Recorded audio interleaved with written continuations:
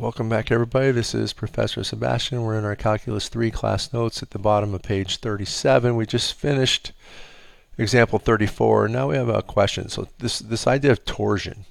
How does the BDS, or the rate of change with respect to arc length of the unit binormal, which remember is the cross product of t with n, how does that behave in relation to this TNB frame, or the unit tangent, normal, and unit binormal vectors?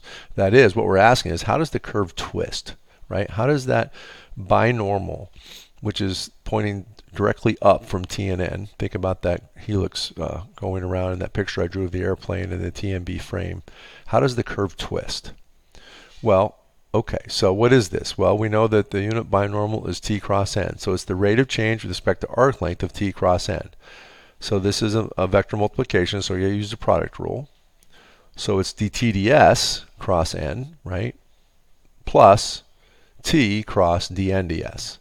Okay, so what is this dTds? The rate of change, the unit tangent with respect to arc length. Well, we showed before that that's the curvature kappa times the unit normal vector.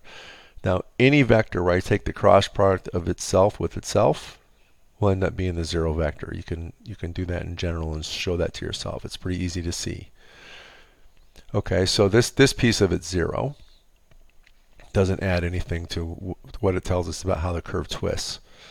Okay, so then what is t cross dn ds? So in other words, this twisting of the curve, how the unit binormal changes with respect to the arc length, is orthogonal to t, right? Because we know that whatever this product is, it's orthogonal to both of these vectors. So it's orthogonal to t.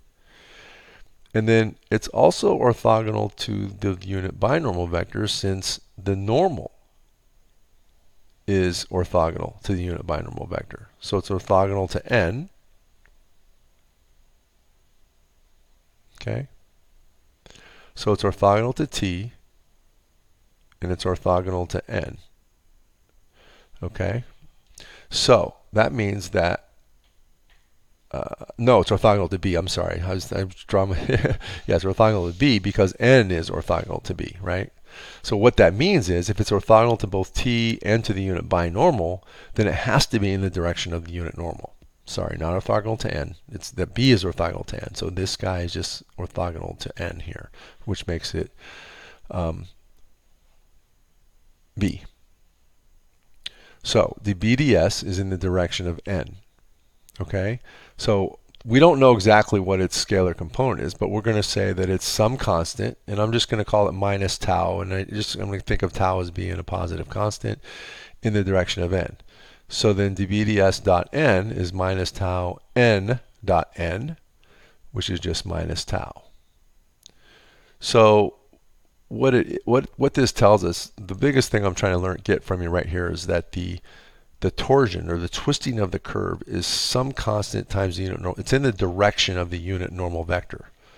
Okay, so formulas for computing this. Now I'm done with derivation here. I actually started to stumble on my words back here. Let me make sure you understand this real quick. So this guy is 0. So the torsion, the twisting of the curve, is perpendicular to the unit tangent and to the unit normal. Okay? So if it's perpendicular to the unit tangent and to the unit normal, I'm saying this wrong, guys. Let me think for a second. It's good that we think this out together. So it's orthogonal to t, and it's orthogonal to dn ds, which makes it orthogonal to b, since the normal is orthogonal to b, the unit binormal. Okay, that's how you say it. Sorry about that. But the bottom line is, there's a lot of derivation there, and it's starting to get into deeper than I want to get with you guys. And what I want you to understand is, how do I compute this curvature, and how do I compute this torsion tau? Okay, so curvature, this is a simple formula. You can see how it was derived in the book. If you're interested, this is much simpler than what we used before. And torsion is this guy. So this is a 3×3 determinant. Okay, so a 3×3 determinant, where in the first row of the determinant you put x dot, y dot, and z dot, which are just shorthand notations for x prime of t, x double prime of t, and x triple prime of t. In the second row you put x double dot, y double dot, z double dot, which would be x double prime of t, y double prime of t, z double prime of t. And in the third row, you put x triple prime of t, y triple prime of t, and z triple prime of t. I just use this dot notation to make it simpler. And if you divide, then you divide that by the magnitude of v cross a squared. Now, of course, this doesn't work if v cross a is 0, so it has to not be 0. Okay. So let's find the curvature k and the torsion tau for that helix that we were talking about. So here again is the general helix, a circle of radius a parallel to the xy plane, and then climbing up the z-axis, circling around it in this, always in this circular fashion, but climbing higher and higher along the z-axis. Okay, both a, b positive again, or could be 0, but and then the sum of them squared is not 0, so one of them has to not be 0. All right, so velocity is just the derivative of position, so minus a sine t in the I direction plus a cosine t in the j direction plus the derivative of bt is b. So the magnitude of velocity is easily seen to be square root of a squared plus b squared. Acceleration is derivative of velocity of minus a cosine ti plus or minus a sine tj plus 0k, because b is a constant, so there is no k term. So if I do v cross a, by our mnemonic device, it's going to be a cosine t times 0, so 0 minus a minus or plus ab sine t in the I direction, and then minus in the j direction, 0 minus a sine t times 0 minus a minus or plus ab cosine t, but then I have to have a minus sign in front of that.